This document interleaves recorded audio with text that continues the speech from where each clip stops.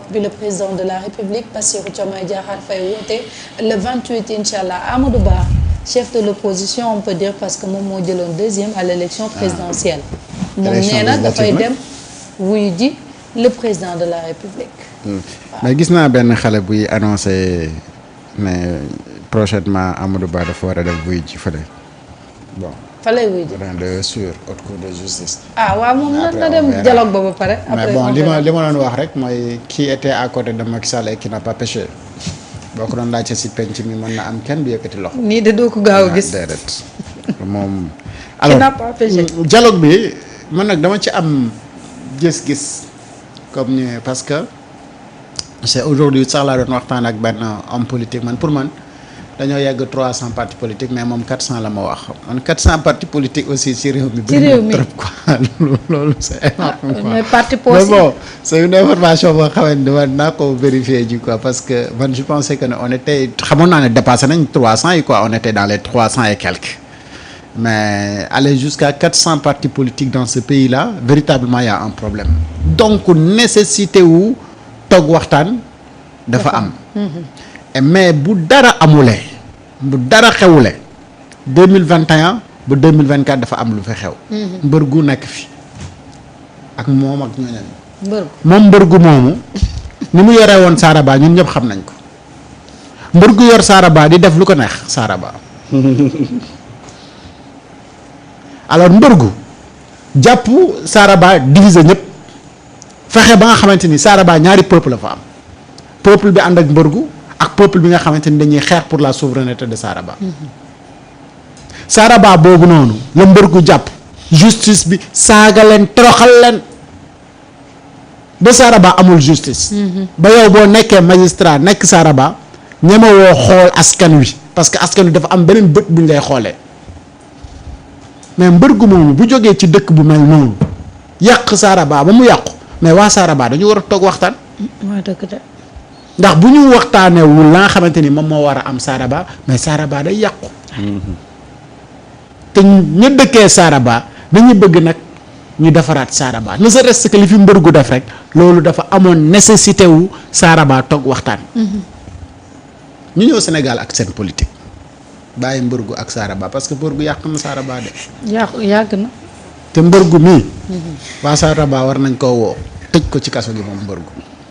xawarul waa Saraba dañoo war a dindi seen loi boobu ñuy wax ni haute xaw ma lan haute trahison il faut ñu définir ko nangam sangam nañu xam ne président bu def lu mbër gu def nii. président bu trahir waa Saraba nga te nañ laa war a jàpp tëj ñu ñëw Sénégal man dama jàpp ne dialogue politique fii ci réew mi c'est une nécessité pour l'intérêt du pays. Et d'autant plus que. dañu jël ay termes de référence yu leer ñu jox la ko yow parti politique ne la ci lii ak ci lii ak ci lii ak ci lii la ñu war a waxtaanee. ñu nekk dëkk bu nga xamante ni dëkk de démocratie la dëkk de démocratie nag mooy nañu fexe ba nga xamante ni dëkk bi dina dox ñu teg ko ci jox baat askan wi jox baat askan wi mooy ñu définir ne ku am 18 ans da nga war a nekk. électeur loolu la ñuy wax ci suñu code électoral bi.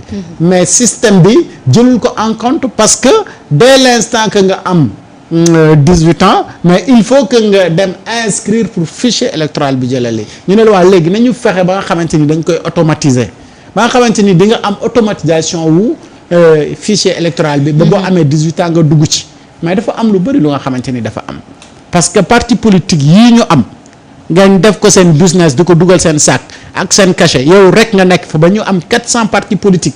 mais il faut ñu xool lan mooy financer ces partis politiques là parce que c'est défini dans la constitution c'est défini dans également nos lois nan la ñuy financer les partis politiques.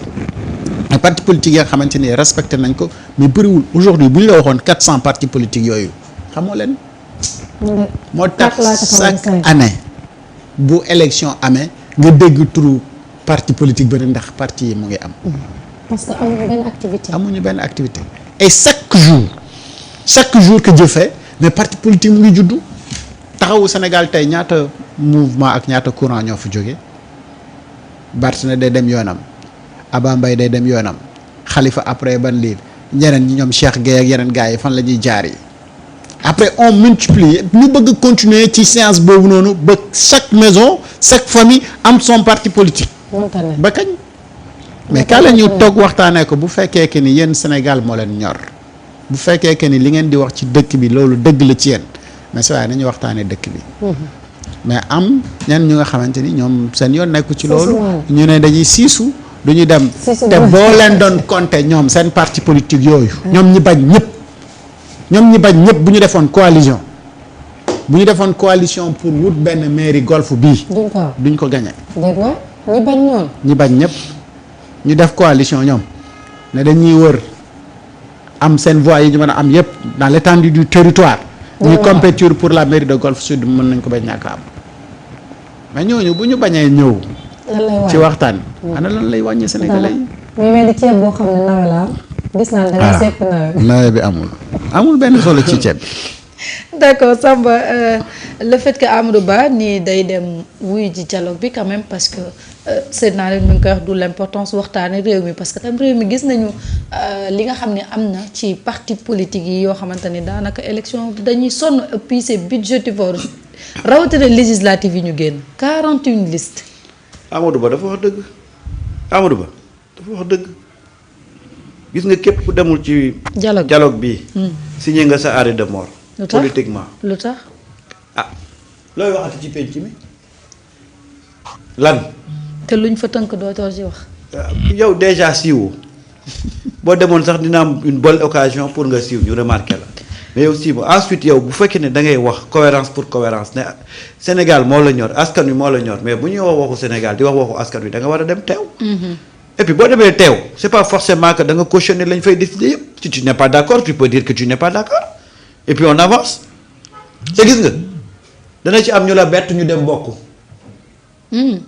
Omar Sarr de moom parteem jox nañ ko feu vert. waxuma la Omar Sarr sax mais ñoom ñi àndoon. xam nga temps yaa ngi gis ay divorce. temps yi kay divorce yi comme divorce yooyu xam nga lu ko nar a lu koy sabablu. mooy la parce que am na ci seen biir ñoo xam ne dañu gis ne dañu war a bokk ci dialogue bi pour exister politiquement. te bu ñu nekkee ci cercle bi ñu nekk. dañ leen di tere ne du ñu dem. dëgg la moo waral divorce yi. te dana bëri. sëy yaa ngi tas rek. non day tas parce que ñële option bi ñu def duñ ci am ndam yow essayé ko bu vouloir coûte que coûte être radicalité boobu nga nekkee ci élection législative yi ñëw ñu dóor la à plate couture mais doo changer doxalin. kay nga bëgg a continuer rek di radical di dekk ci radicalisme boobu. di gëree moo tax xoolal seen diggante yëpp ñu ngi commencé tas parce que dañoo jubóowul am na ci ñoo xam dañoo bëgg a dem bokk ci dialogue ba parce que peuple bi moo leen di seetaan ku ci bokkul jàppal ne dogoo nga ak peuple bi. mais ils n'ont rien compris gis nga politique intelligence la. dafa am yoo xam ne du wàññi dara ci seen au contraire danañ ne sax moom kat participer woon na ci dialogue te ëllëg si biir booy critiquer mun nga critiquer ne kat ba ma bokkee ci dialogue ba lii laa leen waxoon ak lii laa leen waxoon mais yow bokkoo buggoo bokk luñ fi dogal ëllëg si biir ci naka assumer si biir suñu paree point de presse xam nga mais non point de presse bi kenn du leen ci fekk si gis nga Marieta dama lay xamal benn affaire ñi commencé am tuuti intelligence politique ñu ngi démarqué wu Anta Babacar moo xam ne génn na fële. waaw dégg naa jóge na fa. ba ma ko gisee sama xel ci yow la njëkk a dem. parce que ma ne Samba néewoon na du yàgg. non wax xoolal Anta Babacar Ngom lii avantage am mu néew mu bëri na génn foofu. Mor ne politique de la naroon am. c'est-à-dire que yow ak lu mu néew reste dans ton coin et essaie de te créer une identité. fa mu dugg baaxul. mais yow ñëw fekk koo xam ne ñoom la ñëpp di daw. waaw yow nga ni ca nga ñëw ànd ak moom di guerrier la bu ñu waxee nga sol casquette ak kii dëngal mais xoolal dafa naroon nekk moo tax elle a compris maintenant nag lu mu mënti récolter. nga xam ne au moins elle a essayé. elle a essayé de se faire un chemin te loolu mooy politique mais yow ñëw ñi nga xam ne yow yëpp ñu ngi nekk ci déclin phase de déclin comment tu peux s'allier avec des gens yoo xam ne ñu ngi ci phase de déclin te yow da nga bëgg ñëw ne yow da ngay doog a dugg si ci politique bi da nga bëgg a indi ay idées yu bees nga ñëw bëgg ñaan ak ñoo xam ne ñoom ñëpp seen code de popularité daanu na.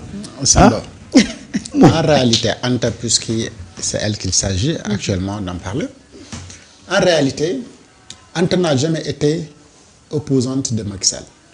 Ah bon? Oui. dafa bokkoon ak moom gis-gis.